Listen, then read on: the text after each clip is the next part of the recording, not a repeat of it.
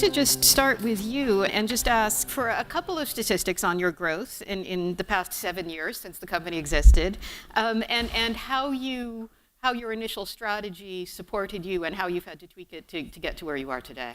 Terrific. Well, first off, it's a pleasure to be here, honored to be here with you today. Thanks for having me. And Betterment is, for those who aren't familiar with us, the largest independent automated investing service. We've built what is simply a smarter way to invest. We help manage your money for you, investing more intelligently across different types of accounts to save you on your taxes. We give guidance about what types of accounts you should open, how much to invest for your goals, and ultimately drive higher performance for our clients, net of taxes, net of fees, than they can get elsewhere. And we've seen a lot of interesting change in the industry as a result of what we've done. We've added human advisors over time, so now anyone on our platform can get access to a live licensed professional and so on. Where we began was this place of wanting to provide guidance. We believed that everyone in this country is entitled to financial guidance. And that core principle, that idea that you ought to have guidance about your financial life, and most people don't have access to it, has continued to guide us to this day. And back to your question of how have we been able to scale on that? Well, this theme of everyone should have guidance, that's a theme that's going to play out over a 30 or 50-year time horizon. The financial services industry has not historically done a good job of providing guidance. It's produced products, and those products are sold to people, whether it's your bank selling you a checking account, your broker selling you a stock, or your insurance company selling you a policy. Most of those are effectively commission-based products.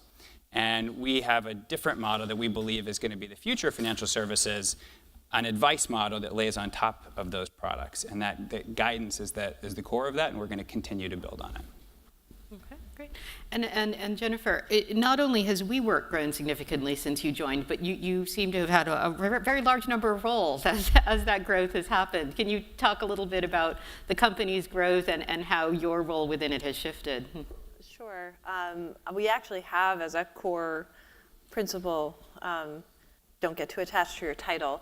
And there's sort of a race for how many different roles people can play, and we bake that into our agility. But yet, WeWork also has a founding philosophy on the work side of things, is to create a world where people work to make a living, to make a life, not just a living, and that we base our entire business around that concept. And that fundamentally is appealing across the world. And we have found that people are more alike than they are different. And so that the idea to feel connected, to feel engaged with the people you work with what you do, with your workspace is empowering and has translated.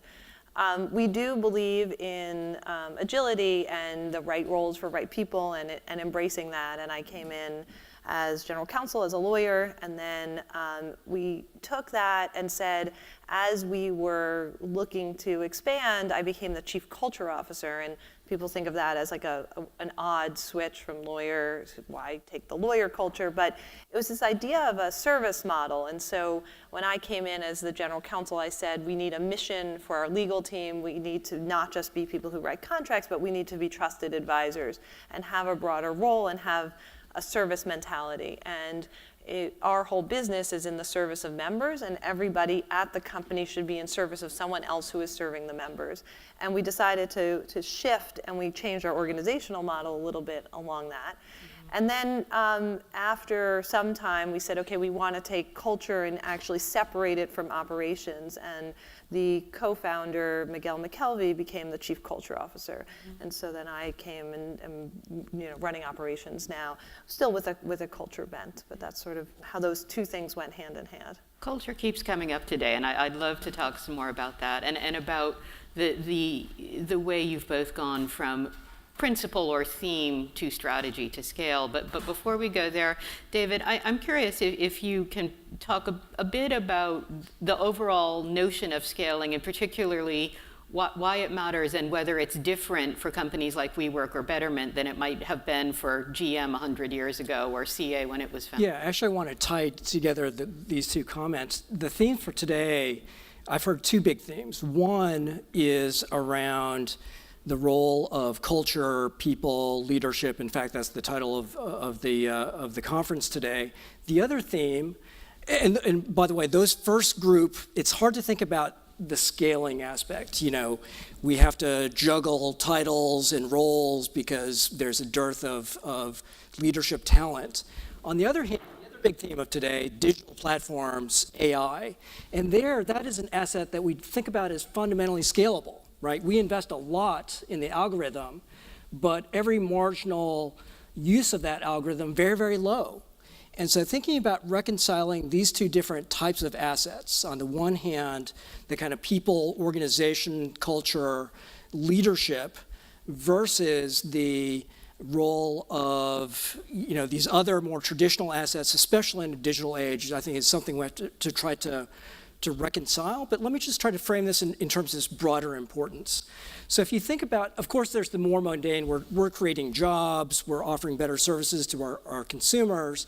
If you think about it at the societal level and the importance of scaling, you just need one Facebook, one Google, one potentially Betterment or WeWork in order to really spawn the next generation of entrepreneurs. You look at in the Silicon Valley, the important angel investors in that region. And there's a high percentage of ex-Google employees funding the next generation of startups or mentoring them. This also applies at the societal level. So countries like Israel, creating great companies like Wave, that mapping technology that was bought by Google, or Mobileye, that autonomous vehicle engine that was bought by Intel. On the ground in Israel, there's a lot of policy discussion around, we are a startup nation, but not in order to foster the next generation of entrepreneurs, mentors, et cetera. So I wanted to kind of expose this more non-obvious route in terms of the importance, not only in the kind of jobs creation and in terms of building better companies, but the ripple-on effects as well. That's great. So John, you talked about the theme of guidance, but how did you take that theme and turn it into a strategy and then build a company that would grow? A simple question. Right, there's a couple parts to that, but I was going to go back to how I came to that theme and then how it evolved from there. When I was a consultant back in my early days after I graduated, I consulted to banks and was advising them on developing new products and investment policy and risk management and these kinds of things. And in that work, I got to learn all about the financial services industry. And I thought it was just fascinating.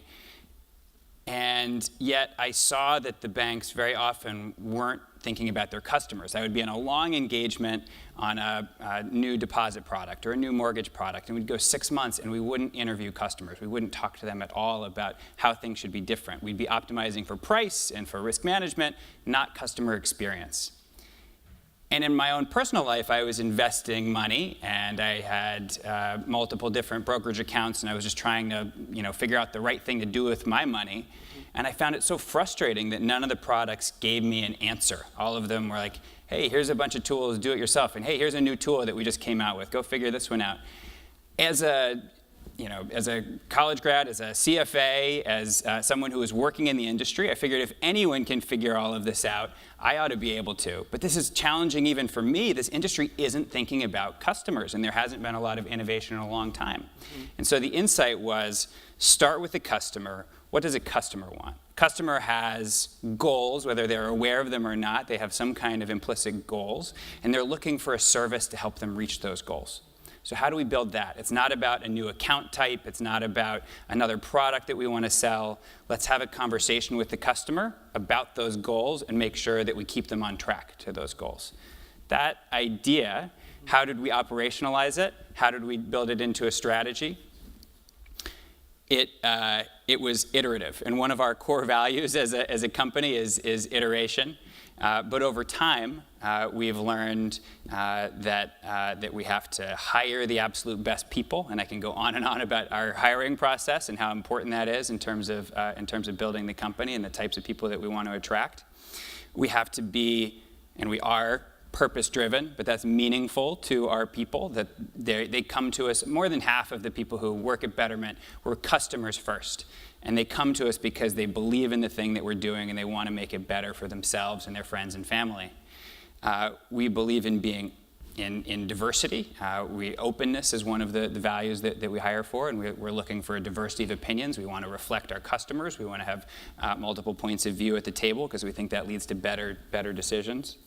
And those are some of the principles that come to mind. So one thing we talked about earlier in the day is the notion of bringing the outside in to your company and ensuring that as you implement your strategic plan, you don't just stick to the plan when the outside world is telling you it's not working or it needs to go in a different direction. And it sounds like you almost started from the outside to move it in. And I'm curious, Jennifer, if that resonates with your experience at WeWorks or if you went about it in a different way. It's probably similar. I'm not exactly sure I'm following. I think if anything, the head, John Redotic, who's the head of our people team, he has this saying that the pace of change internally has to be faster than the pace of change externally. So one of the things that we are constantly thinking about, which goes with the titles, but goes with our framework, is this idea of performance agility, and that in order to be a top company for the long haul, we have to be high performing and agile. And so we embrace change, we look at what's going on the outside, but we think that we're setting trends first. And one of those is we now, about 20% of our members are enterprise, which is 1,000 plus companies. So the Amazons, Microsofts of the world use our space. And when we were actually at a board meeting and we told our directors, so the next thing we're going to do is we're going to go to CEOs and we're going to say, you need us for your culture. And the board's like, yeah, CEOs don't want to hear that. And Adam, who's our CEO, is like, nah, they do. They're struggling with how to relate to their employees for retention. And we have something here that's not just about space, but it's about the community. It's about doing things together that they want. And people didn't think we could do that. In the same way, people didn't think that this idea of office space could ever be branded. And we're really the first branded global set of commercial real estate. And so we take what's on the outside, but we then have beliefs that we implement and go from there. WeWork is in a sense a funny company because you're very digital, very, very virtual in a lot of ways, but what you do is physical space. And that has to be a difficult tension to manage between the pace at which you'd like to move and the pace at which, for example, commercial leases or construction projects or other things like that move. How do you think about that?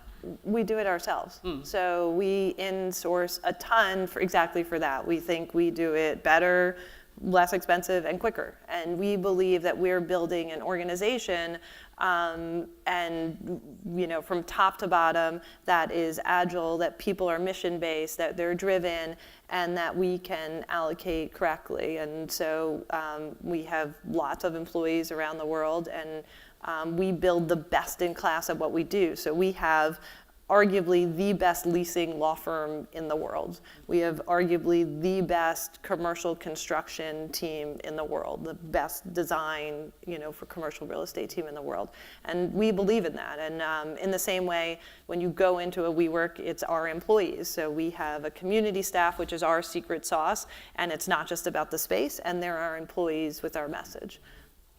So David, this notion of pace, and startups, are always thought to move quickly and be very nimble compared to legacy companies that are inevitably slow.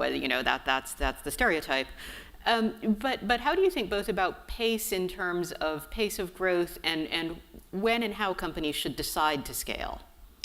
Yeah, it's very interesting. When I think about scaling, the prototypical notion is to find that product market fit, and then when you achieve that, you, thank you, would then think about scaling. That's the textbook kind of prototype, but in the real world, you have things like competition.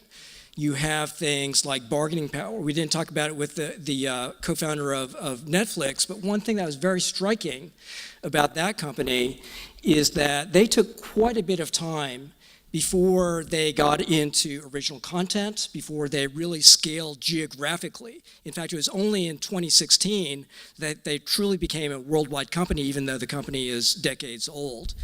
And so you might think about, well, why that pattern? And so I think the big question in my mind around scaling are these inflection points. The big managerial decision, when do you kind of really step on the gas pedal? And what things do you have to get right? Because in the real world, you can't just wait for these signals to become very clear, because guess what? You're not the only possible game in town. And so thinking about how to validate the core principle or value proposition of the big idea behind a Betterment or a WeWork, and then seeing enough of that to then think about, well, if this test went right, where's the next logical place, and what can we live with in terms of the gray area before we start accelerating and thinking about, possibly not getting it entirely right, but important enough for us to really kind of get to that place. And we could spend lots of time on individual case studies, whether it be, Yum Brands we heard about Taco Bell now moving into the clothing space. Of course, Amazon we could talk about all day in terms of the different horizontal expansion. We talk about Netflix, we could talk about WeWork getting into the living space, et cetera, et cetera. And so in my mind, this question of when, as well as how, and the critical ingredients of doing that, I think, are the real aspects that merit a lot of attention. And I do, as always, want to give you all one last chance to ask questions. While you're thinking of them, though, let me ask you, John, how did you make that decision? Suddenly we have to scale. And you said you could talk at vast length about your hiring. Could you talk at medium length about your hiring? Well, first, so the question is how do we scale and how do we think about hiring? I just want to say that what David was talking about really resonated with me. This idea that you're constantly trying to validate assumptions in market. It just sounded like you were describing our 2018 planning process, right? Like I think about all the work that we're doing right now on here's what's working from 2017, here's what we've learned, and therefore what are the experiments that we want to run in 2018, and how far do we want to go, and aligning our team around these swim lanes that they can go and experiment for a while in, with some confidence that we're going to continue to invest in that way for some time, but less certainty about exactly what are the specific things they should be doing in what order. So empowering the team to make those decisions as they go. And for us, a key part of scaling has been figuring out how best to empower the teams who are closest to the customers, closest to the data, closest to the insights, and give them that lane that they can go in and feel supported by management, that we're not going to just change course on them, but also there's enough direction that they are aligned with our overall vision for the company. That's been a really interesting thing, and so that resonated with me a lot. When we think about hiring, we think about people who will do well in that kind of environment where there's a lot of uncertainty, and so the first thing that we talk about is horsepower. We want people who are generally intellectually curious, ask great questions, want to dig in and learn SQL themselves so they can figure out how to do the thing. Right? High horsepower folks do very well in these environments because it's more important to be smart than it is to be a functional expert, because the job is going to change over time. And two, we talk about openness, and what I mean there is people who ask questions first, and you can assess this in an interview pretty easily, like what types of questions are people asking you, or how quickly are they leaping to conclusions. But in general, people who understand that if they disagree with someone, it's probably because they're operating from different sets of facts. Mm-hmm. And if you dig in a little bit, you can create more overlap between those fact sets and therefore come to a better decision together. And three, we look for people who are passionate. And it doesn't have to be passionate about betterment. I mentioned that most of our employees were already Betterment customers. But you could just be passionate about Ruby on Rails or user-centric design or any one of dozens of things that align with what we need. And that makes you a really exciting person to be around because people feel that passion and get excited to hear it from you. So those are the values that we hire for: horsepower, openness, and passion. So Greg Creed from Yum Brands earlier today talked about IQ being less important than EQ and MEQ. And I think MEQ was a new one for a lot of us today, but the notion not just of how good you are with others and how good you are at embodying the company culture, but being honest with yourself about how good you are at that. And as you've moved around, and I mean, you created, I think, the role of culture officer at WeWork. So how did you build that out? Why was that so important to the company? I think there are a couple things. We have sort of some similar constructs, although not MEQ or IQ or EQ, but that's going to go too corporate for us. I think the idea is that we were trying to create a title that wasn't embedded with a whole bunch of weight and expectation and role playing that other companies have had. So, a CFO does this, a general counsel does that. Even now, we have been surprised as, I'm COO, and I'm loath to use that because it comes all laden with this is what you must do. Mm-hmm. And we really use it, our leadership team, as a partnership, and I just happen to be working on operations right now, and there's really nothing more to it than that. And Dave Fano, who was our chief product officer, and then we hired someone from Silicon Valley, and he became our chief product officer. Now Dave's our chief growth officer, and that's because he's focusing on growth right now, and we operate as partners. So I think we want to have a bit of flexibility, and it does give a voice when you're at the table. So if you think about it, we're sitting around the table, and around the table right now is culture, operations, finance, growth, and product. That's amazing, right? So that's who you want around the table, and there just happens to be different elements under that. In terms of what you were sort of saying about EQ and self-assessment, we do think about that, and we want people to be thinking about their growth areas. We talk about people's superpowers and unleashing their superpowers, and it's not just a strength, but it's what you are unusually good at, especially at our company, and how do we unleash that? And we find that people who are not having an impact, who are not feeling gratitude, who are not satisfied, typically it's because their superpower isn't being used, and either we don't have a use for it at our company right now, or they're not in the right roles. And so we really want people to look at that and say, this is my superpower, and at the same time, we want everyone to say, this is what I'm working on, either personally and or professionally, but this is my growth area. And nobody at our company doesn't have a growth area. So 100% of the people have something that they're working on at that moment. And so whether it's communications, whether it's empathy, whether it's learning how to code. And so that self-reflection, and then what we're trying to do is have that as part of feedback, that it's part of communication. And so there's much more, hey, you're really amazing at this, why don't you do more of, I have a project over here. And that comes up in very tangible ways. The person who runs corporate technology for us happens to be amazing at project management. So we said, why don't you have a little center of project management that can help the rest of the company? I don't know if in most companies that goes under corporate technology or not, but it sort of doesn't matter.